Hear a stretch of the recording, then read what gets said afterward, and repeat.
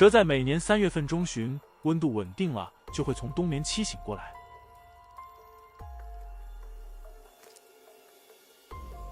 4月下旬到5月初的时候，会到处觅食、蜕皮、交配。活动频繁，会大量捕食，增加体内的营养积累。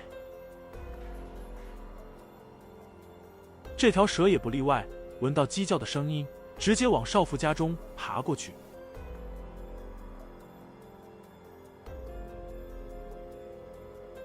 来到鸡宿中，寻找着自己的猎物。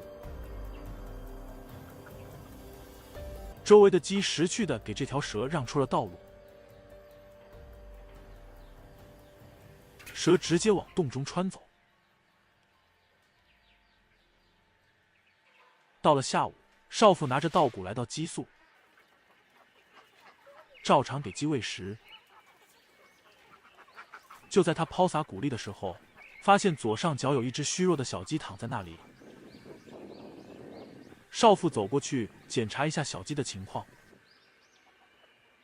当他看完后，马上察觉到这个小鸡的伤势不简单，他大概知道是蛇将这只小鸡伤成这样。少妇回到家，在户外的小鸡栏上面拿了一些铁网回家，然后坐在地上开始制作捕蛇笼。他先将铁片边边凸出来小铁丝用钳子大力剪掉，然后拿着一块长方形的空心铁棒，放在铁丝1/3的地方，将铁片卷起来，用脚定住，先用手摁铁棒，然后拿铁锤将铁网锤成90度，再掉个头，用同样的方法将铁棒固定好后，将另外一边也锤成90度。就这样，正方形的捕蛇笼开始有了形状。少妇检查了一下铁笼的结实程度，然后算了一下2个口的长度，然后从一卷铁丝网上根据尺寸用铁钳剪下铁网，再将这铁网放到铁笼口中，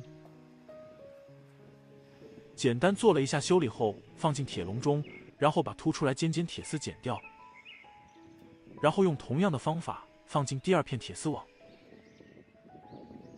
少妇确认了一下入口处的2块铁丝网的活动情况后，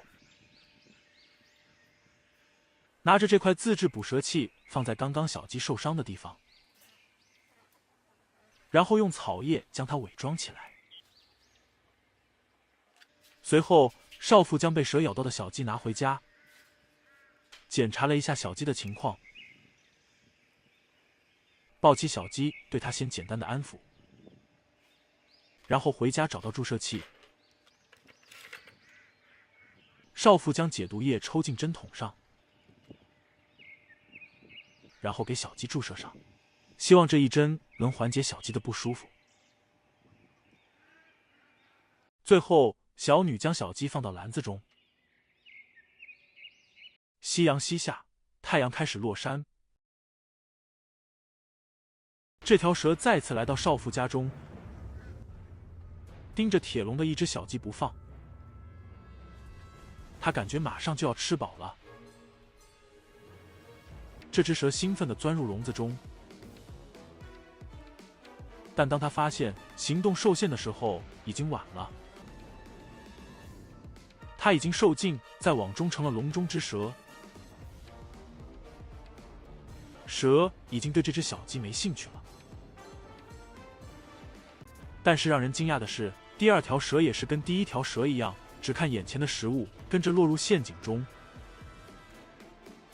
这2条蛇盘在一起做最后的挣扎，而小鸡直接踩在它们身上，蛇已经对小鸡不感兴趣了。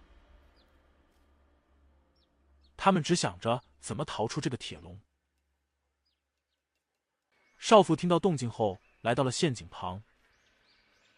当他拿开草叶的时候，发现里面的2条蛇吓了一跳，